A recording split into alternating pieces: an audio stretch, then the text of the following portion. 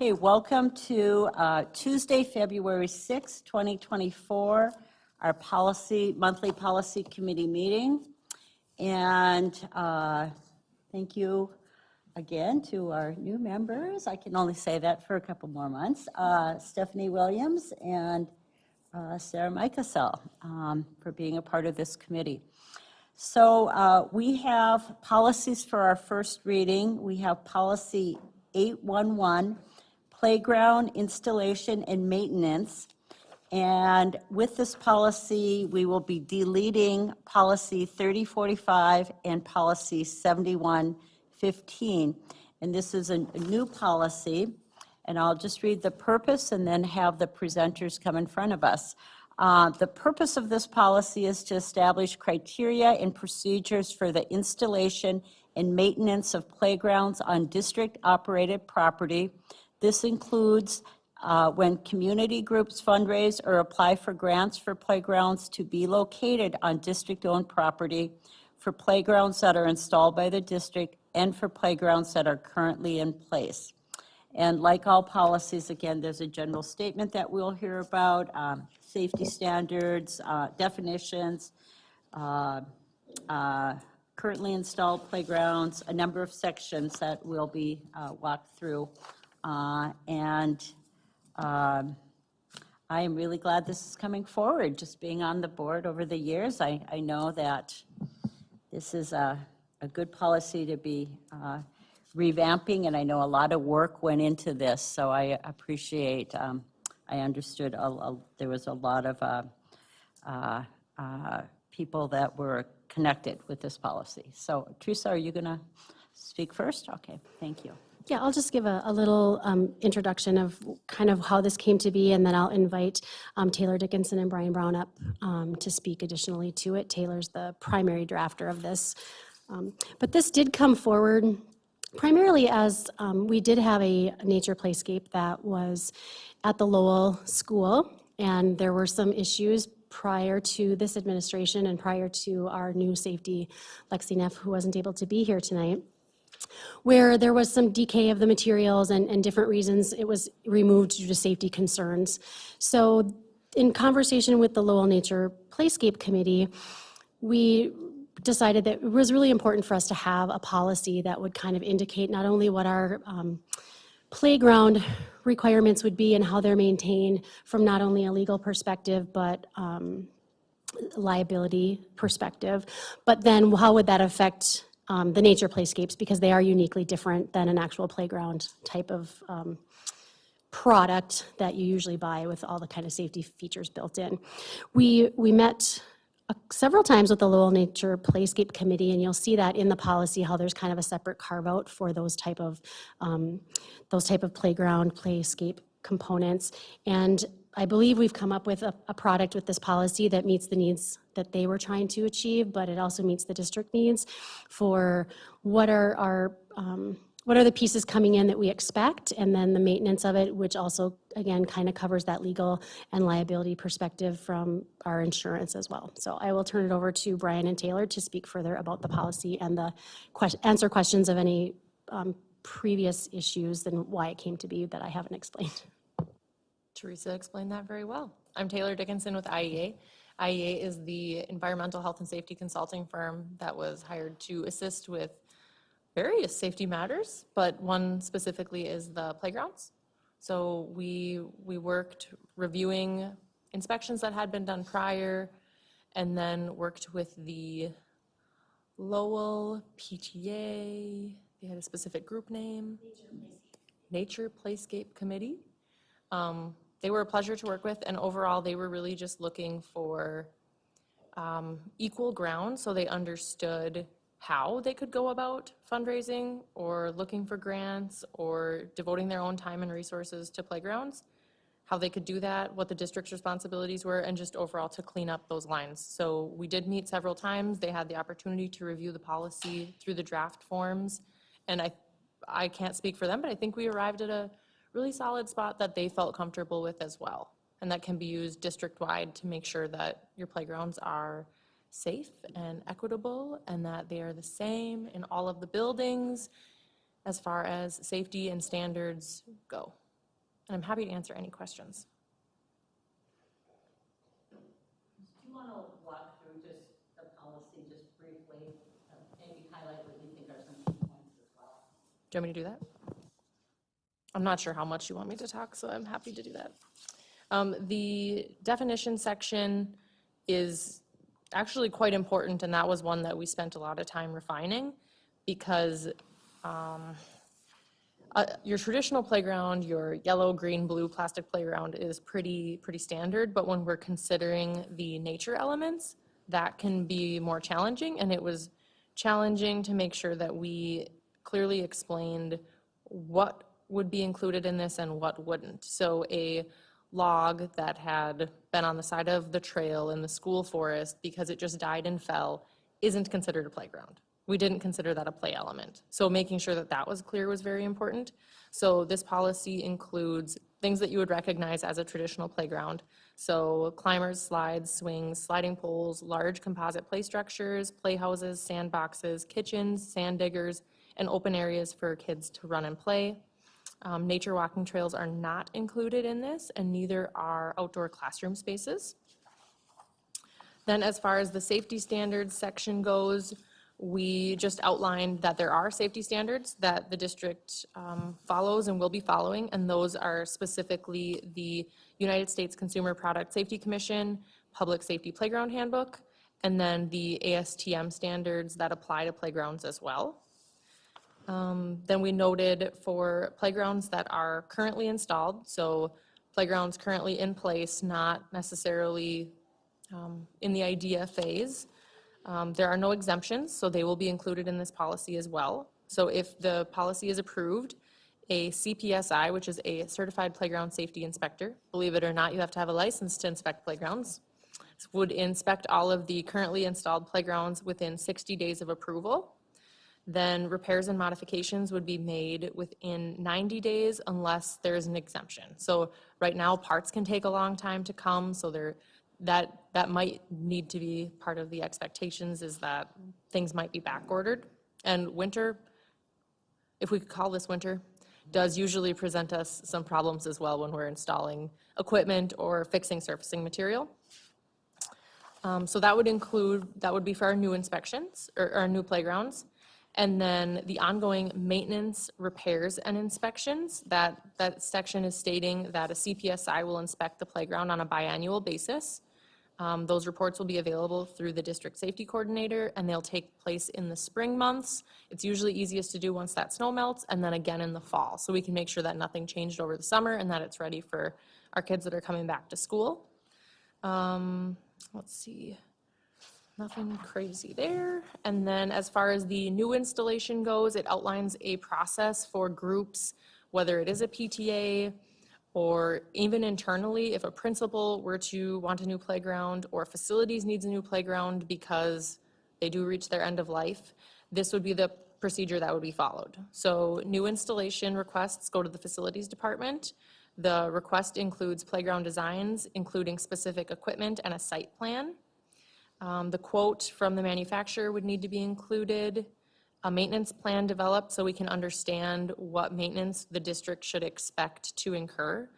Nature playground usually does have more maintenance required, so that's something that we would want to be aware of and make sure that the district can take care of.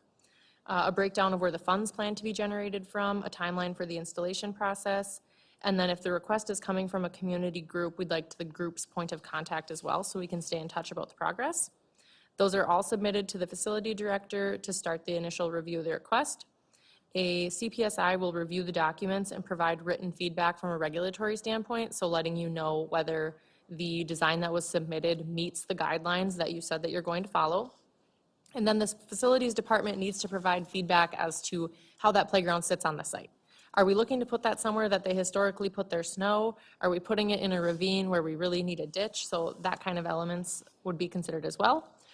Written requests would be reviewed with the interested party who submitted it within 90 days of their initial submission. If the approval is denied, then that party has the option to appeal to the school board through a written request. And if it's approved, then they are able to start fundraising for the project. And then once the playground is fundraised, Coordination of the installation will begin with the facilities department in mind.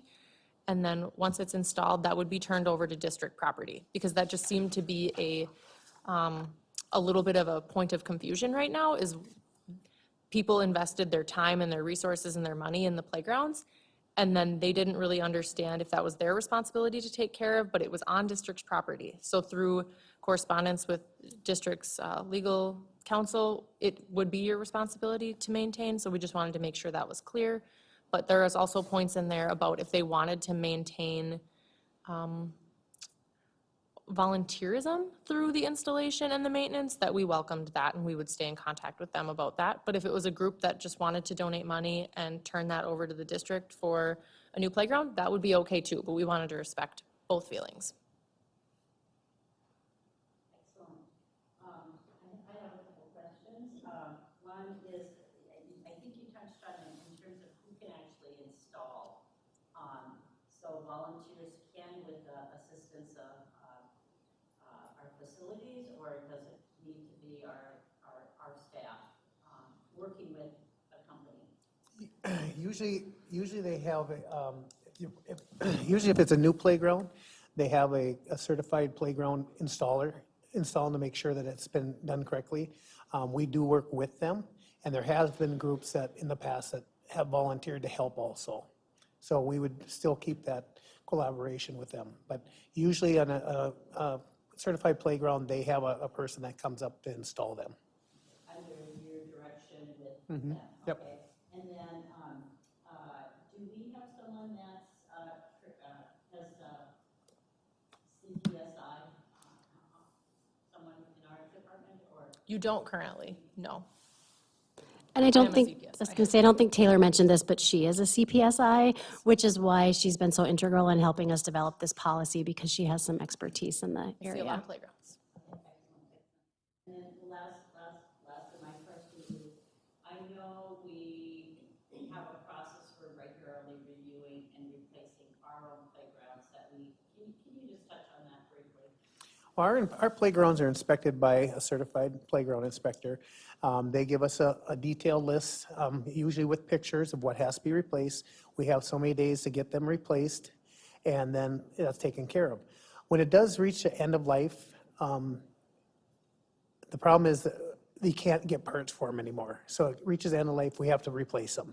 So that's basically how we do it. I think they're checked the playgrounds are Every 6 months? every 6 months. It's hard to speculate on how long it lasts, because in our weather conditions, things can change. If the rubber coating on it wears off, then the rain and the snow get in and we start to have it rust and give way.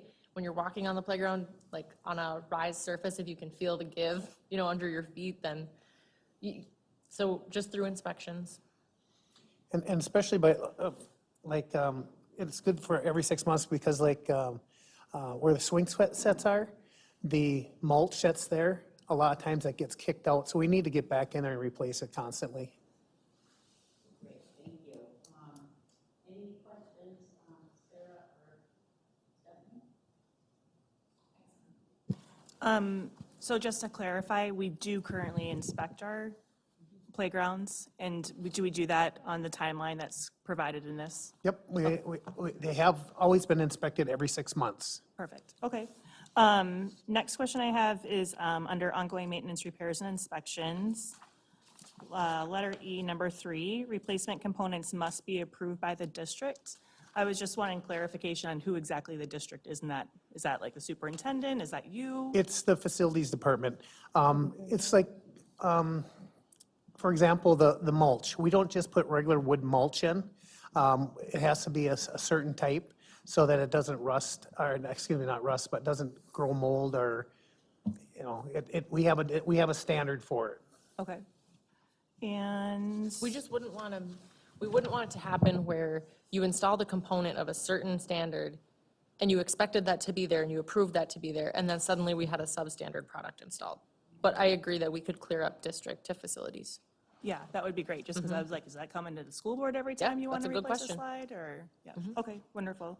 The only other things I noticed were just like some like technical things. And in the definition section, we have a definition, it is, but then it is not, but then it is and it is again. So I was wondering if just for ease of reading, if the definitions of what it does not include should be at the end, so that it's not jumping back and forth to what it does include and what it does not include. Okay.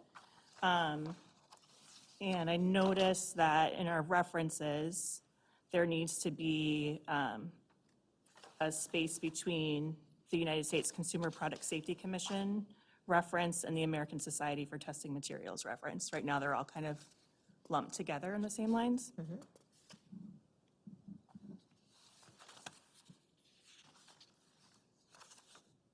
that's all I have for now.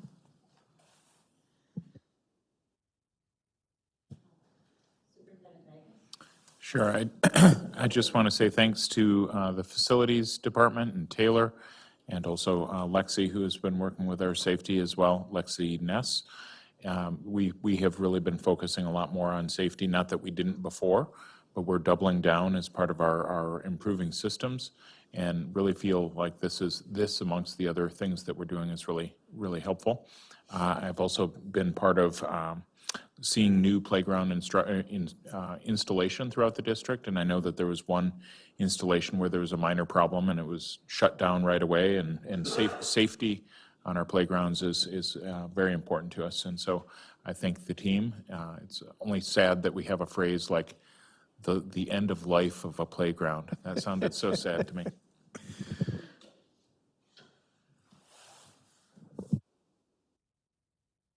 Any other questions or comments?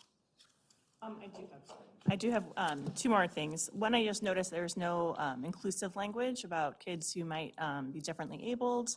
And I wasn't sure if that was something that needs to be touched on in this policy. That could just be something to pin and think about. We do have the ADA, one of the ASTM standards would be the ADA standard for playgrounds. So, but I Okay. don't have other verbiage in here about it, Sure. but the standard is included. Okay, great. And then lastly, we do have an older policy, 5115, which is elementary school playgrounds. And so I wasn't sure if, when moving forward, if we need to look at that and possibly move that out of our policies, if this can take that place. 5115, I see there's a deletion for 7115.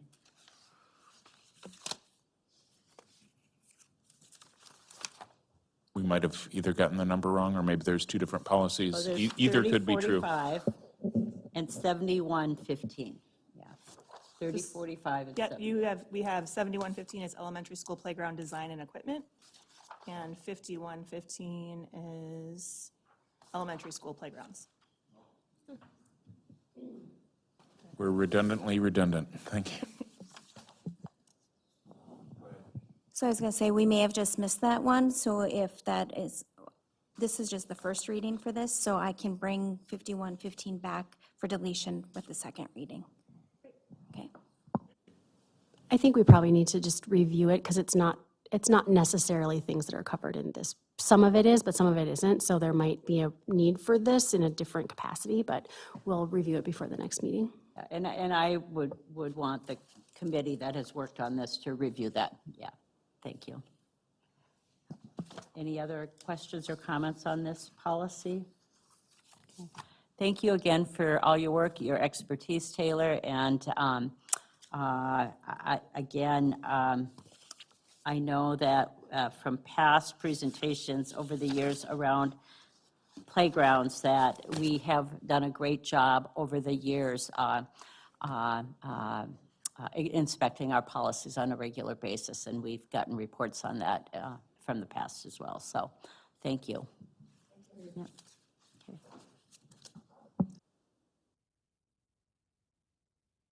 Okay. Policy is Policy 604, Instructional Curriculum. And with this policy, we would be deleting 6041, 6125, and 6130. And we have Jen Larva and Dale that is going to present with us.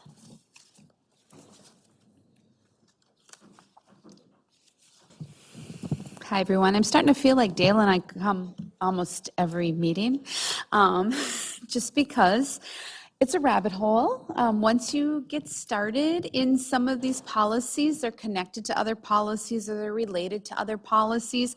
And so we're just plugging away at pieces kind of as we go. So I just thought, I'd share that with those of you who are new members, because we've been working on some of the curriculum policies in the 600 series, and it's kind of like we take a chunk at a time, and we're just like working our way through. So, so Stephanie and Sarah, we had done 606.5. That was an ask because of some changes that had come up, and so we started there, which led us into redoing 606, which led us into doing a regulation, which has now led us into 604. So I just kind of want to share that like journey a little bit with you. I know you haven't been here for the whole journey, but you'll be seeing a lot more of the two of us. We're like a traveling show now. So Dale's really been the one that has taken the lead on 604. And so I'm going to turn it over to him to have some conversation around what we've done. Thanks, Jen. My name is Dale Uzman. I'm the kindergarten through 12th grade curriculum coordinator for the district. I haven't had the opportunity to meet the new members, so it's nice to meet you both.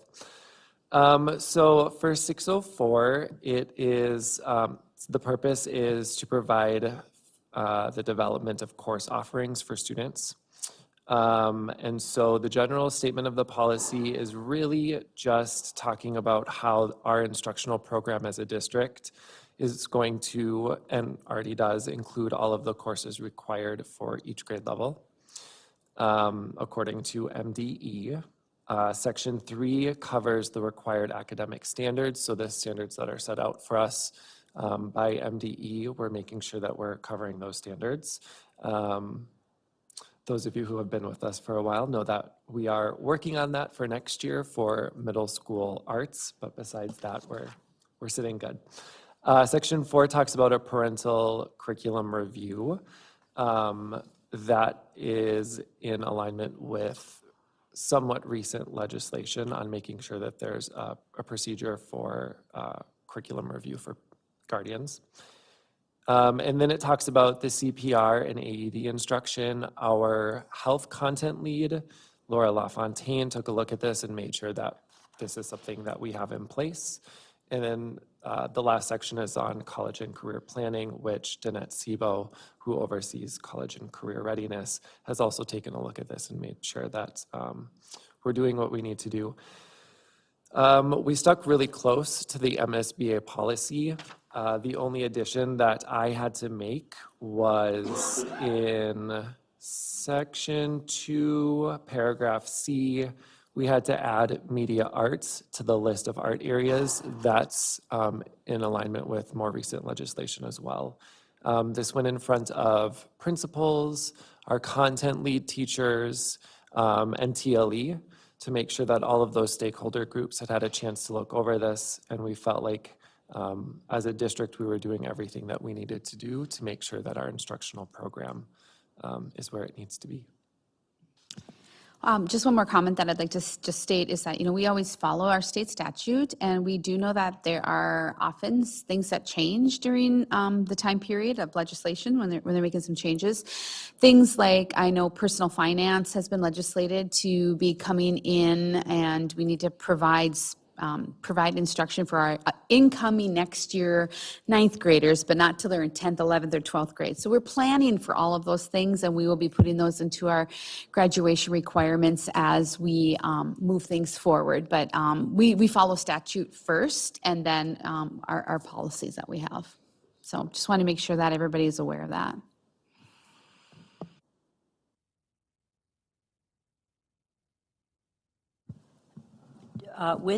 With that particular one, with finance, we can always bring this back and add it where when you think the right timing is to add it. So this will be something that goes into our course catalog. So when I come to COW today, Dale and I are coming back again for COW, another show. Every year we bring to you the new course catalog changes and any new courses, changes to courses, deletion to courses. That's all part and parcel of your approval process. And so you'll see that reflected through there. And if we change graduation requirements, we're bringing those forward to the board as well. I wouldn't put it in policy. It's more like it's in that course catalog.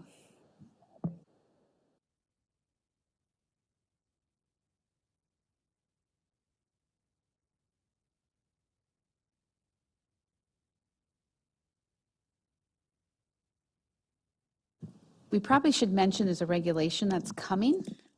Yeah, we didn't say that. No, I didn't, and I don't know if it will fall as a regulation. We have to define, as I mentioned, we have to define a procedure for the parental curriculum review, that piece. We're looking at St. Paul. Their district has a procedure in place for this that's really well laid out. I have a team of teachers, district staff, and principals who are working on that procedure. We're taking a look at the procedure from St. Paul, as well as our current policy 6041, which is the one that goes over alternative instruction. So we'll bring that to the second reading. That procedure itself isn't quite ready yet, but that will come during the second reading so that we can go over that, what that procedure will look like for you.